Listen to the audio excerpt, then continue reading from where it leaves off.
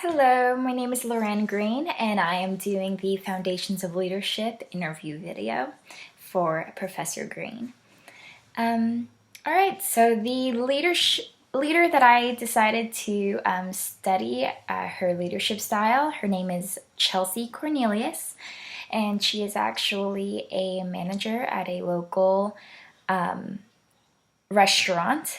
And when I asked her if she could describe a little bit about her leadership style, she actually jumped straight to it and described it as being one of, she is very much so more task oriented versus process oriented, meaning she is very much so the kind of person who can receive a either a drive-through goal or a customer satisfaction report, and from that she likes to base her goals of what she would like to eventually do.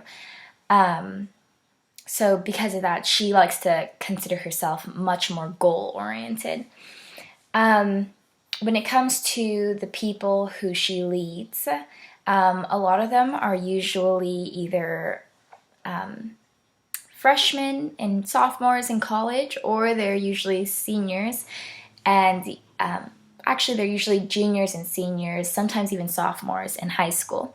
So she has a younger follower crowd, and so because of that, it's very easy to get caught up sometimes in drama or even conflict between her followers, but she chooses instead to keep a level of professionalism about her, and she still wants to be able to help her followers on the one hand, and by being able to provide them with whatever they need to help them be able to get their job done. However, she also is very zero tolerance for the shenanigans of the youngsters that she chooses to lead over. I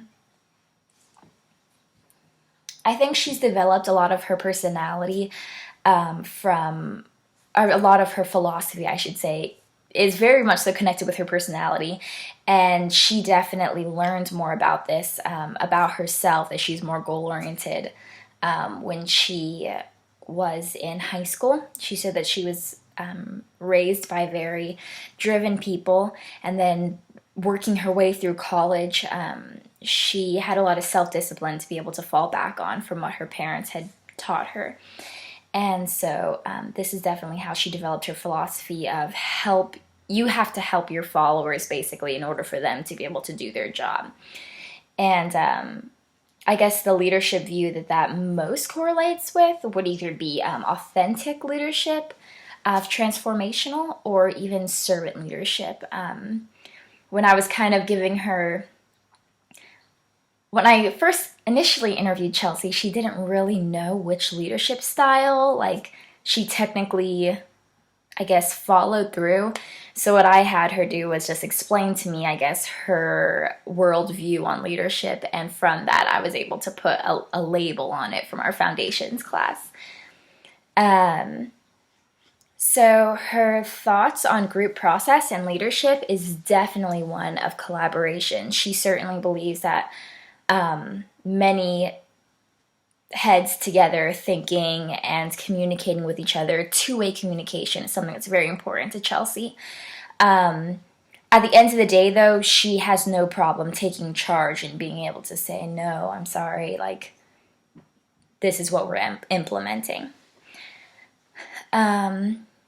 Practical day-to-day issues of leadership that Chelsey has to deal with is really taking responsibility for her followers. So if she has, for example, a hostess or a cashier who is not being living up to the standards that her company would have her to stand up to, at the end of the day, when that customer comes back and complains about that cashier, the bulk of the responsibility falls on Chelsey as a leader. And so she has to certainly be able to deal with responsibility. She has to also be able to deal with conflict, as we talked about earlier, which certainly arises among this specific population that she works with. She also has to work with communication, not just with her followers, but also with her her assistant, her other managers that she works with. Consistency is something that Chelsey does not necessarily need in her work environment. So there are basic levels of, guidelines and rules that they follow, but for the most part, Chelsey is very much so a deals with an issue as it comes kind of person. Whereas some of the managers she mentioned that work with her are more structured and really crave that consistency in order to be able to handle the different issues that arise throughout her day. Chelsey did mention how her gender certainly does impact it did impact her development of her personal philosophy and views on leadership. Generally speaking, Chelsey enjoys working with the cooks actually in the back of the house. And if you know anything about the restaurant business, cooks and the back of house is a completely different world from the front of house and the ones that deal with the customers themselves.